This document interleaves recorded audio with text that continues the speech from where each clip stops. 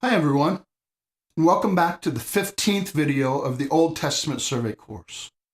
We're still working through the 5 books of Moses, and in this section we'll look at the book of Numbers, the 4th book of the Old Testament. And as usual, we'll look at some background information first. Now, the name of this book is Numbers. It is given this name because of all the things in the book that are counted. There are 2 census lists in this book where all the people are counted, and there are various other lists of things such as the offerings and sacrifices, all of which are given numbers. They're counted. Therefore, this book is full of numbers. The Hebrew name for this book is In the Desert, because a large portion of the book takes place with Israel wandering in the desert of Sinai. Now, the book of Numbers is a mishmash of different types of information together in one book. Now, it is part census and lists of numbered items, so some of this book looks like an accountant's notebook, but it's also part laws, so that some of this book looks very similar to Leviticus and the latter part of Exodus, and it is part narrative, so some of this book looks like Genesis and parts of Exodus, continuing the same story. Now, all these things are integrated together in the one book of Numbers. And Numbers picks up the story narrative where Exodus left off.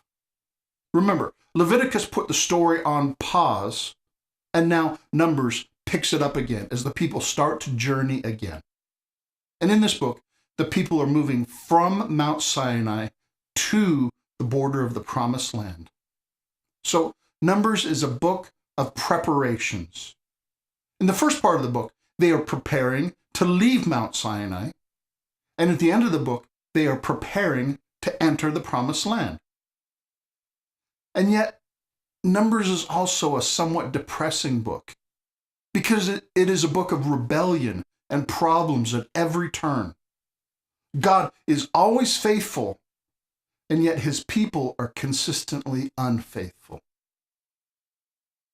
Now, let's look at the organization and outline of the book of Numbers. Like the book of Exodus, Numbers is organized geographically by the locations where the events take place.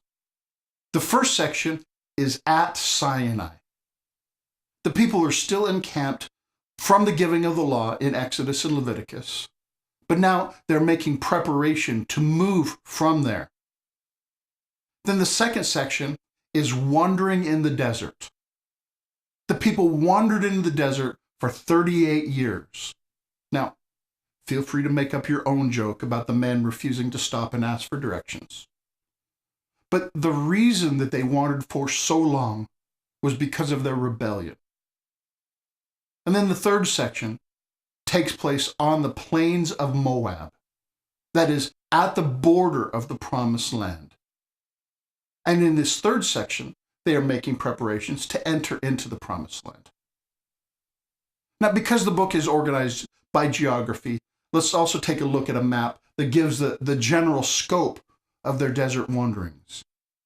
They traveled from Sinai to the southern border of the Promised Land, but they had to turn back because of their rebellion.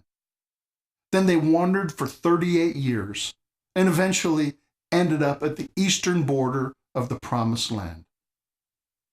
And since we're looking at maps, let's get a head start on some geography that will help us to understand not only Numbers, but a lot of the rest of the Old Testament. See, these are the nations that Israel will deal with in the book of Numbers and for the rest of the story. That is, the nations all around the Promised Land. Some of these nations will be conquered by Israel, like the Canaanites and the Ammonites. Some are friendly, like the Midianites. Well, sort of. The Midianites, in the whole story, they waver between friends and enemies. Now, some of these nations should be friendly, but they're not, like the Edomites and the Moabites and also the Ammonites. These nations are descended from Jacob's brother Esau and Abraham's nephew Lot. They're distant relatives to Israel, in other words. They should be friends, but they act like enemies. And then some of the nations on this map they're not in the book of Numbers, like the Philistines and the Phoenicians. They're not yet part of the story, but they will be in later books. Okay, now let's get a sense of the content of Numbers by looking at a few key verses. First is Numbers chapter 32, verse 13. It says, "The Lord's anger burned against Israel, and he made them wander in the desert 40 years, until the whole generation of those who had done evil in his sight was gone." Now this summarizes one of the main events in Numbers, that is, the desert wandering for 40 years total. And it also explains the reason for this wandering is God's displeasure at his people's rebellion. Next is Numbers chapter 6, verses 23 through 27. It says, "Tell Aaron and his sons, this is how you are to bless the Israelites. Say to them, the Lord bless you and keep you. The Lord make his face shine upon you and be gracious to you. The Lord turn his face towards you and give you peace. So they will put my name on the Israelites, and I will bless them." Now, this is the official blessing given by God for Aaron the priest and his sons after him to use to bless God's people. Now, there's a ton here that we don't have time to go through. I recommend that you take the time and think about each phrase of this blessing, because it is a profound description of God's desire for his people. This is scrub on steroids, and it's also a display of God's goodness to his people. Next is Numbers chapter 11, verse 1, which says, "Now the people complained about their hardships in the hearing of the Lord. And when he heard them, his anger was aroused." Now this verse summarizes a regular occurrence in Numbers.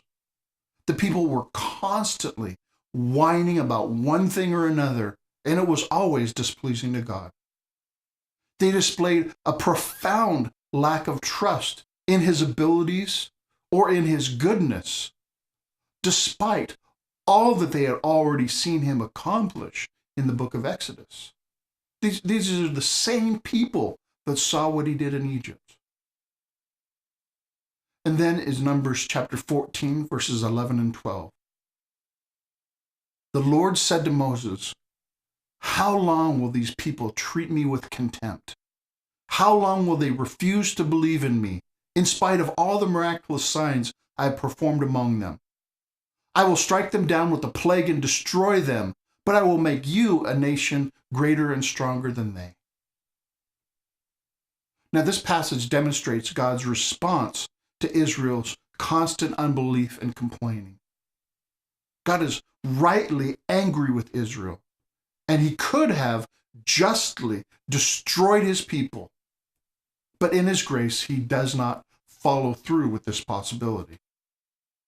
But in Numbers, there is some tension and question whether the promises will come to pass, because Israel does all that they can to disqualify themselves from receiving the promise.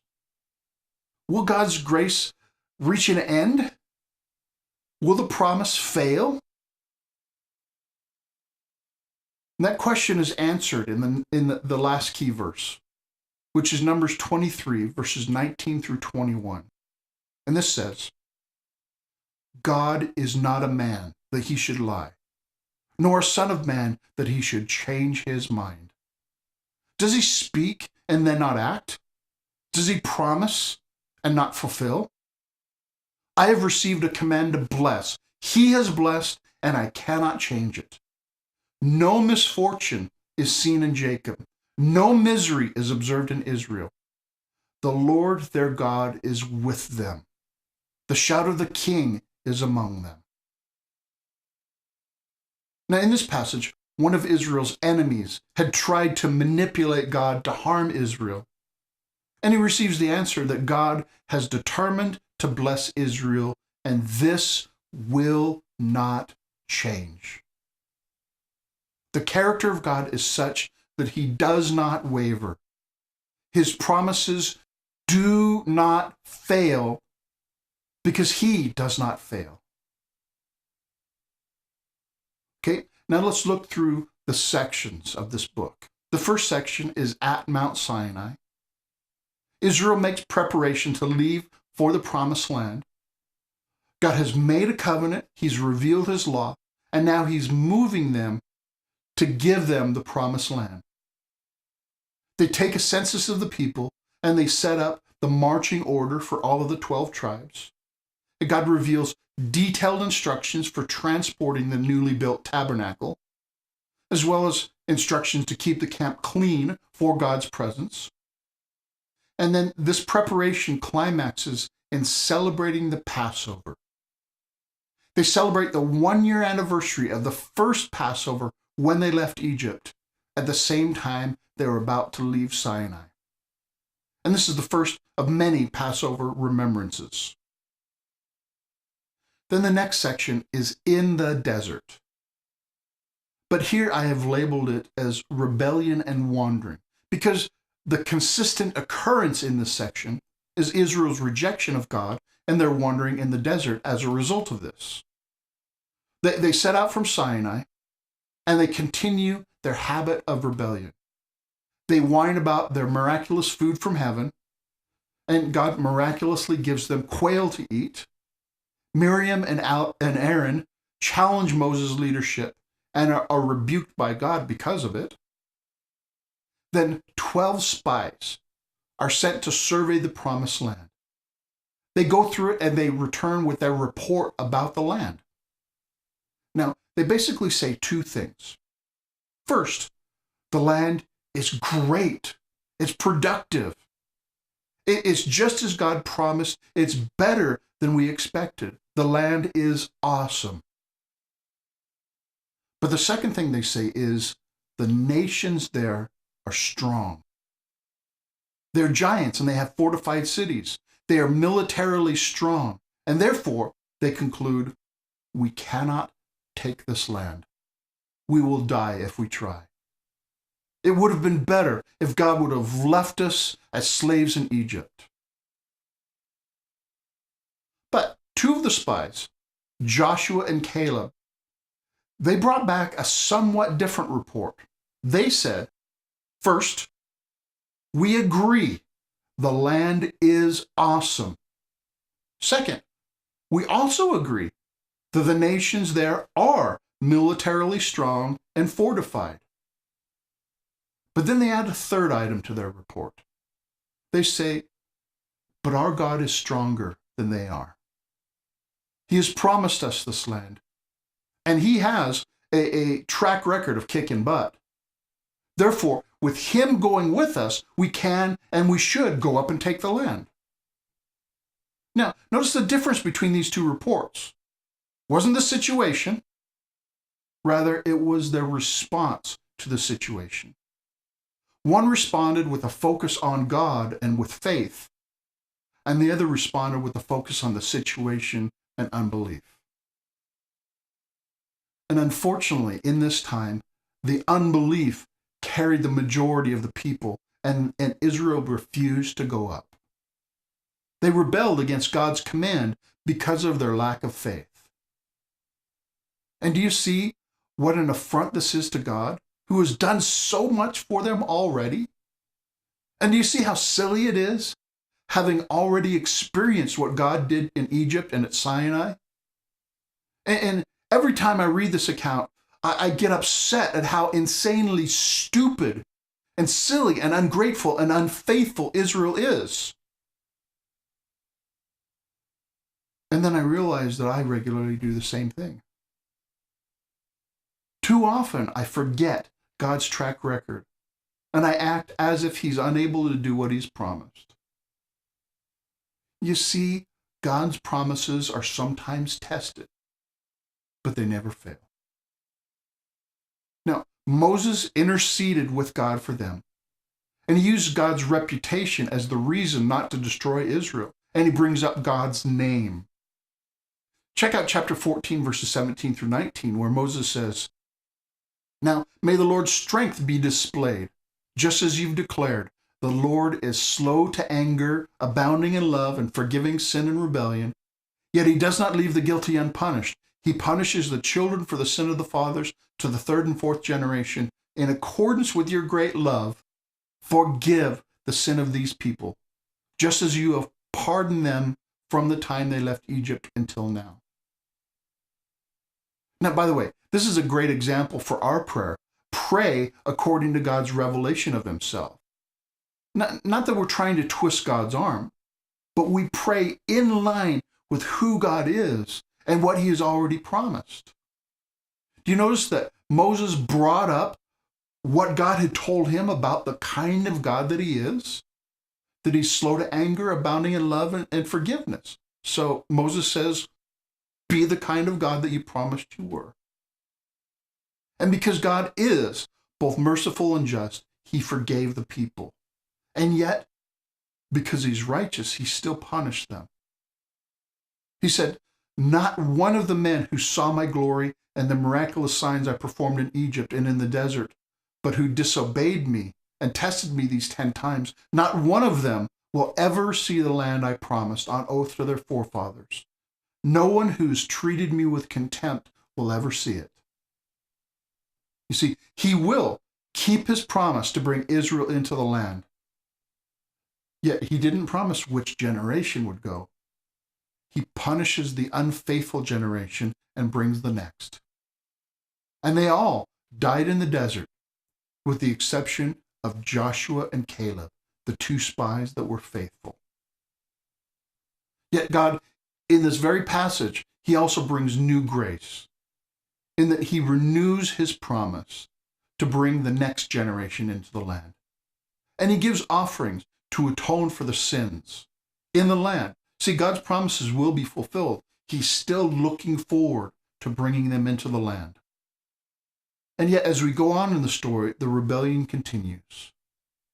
There are more challenges to Moses' leadership by Korah, Dathan, and Abiram, and the ground opens up and swallows them alive.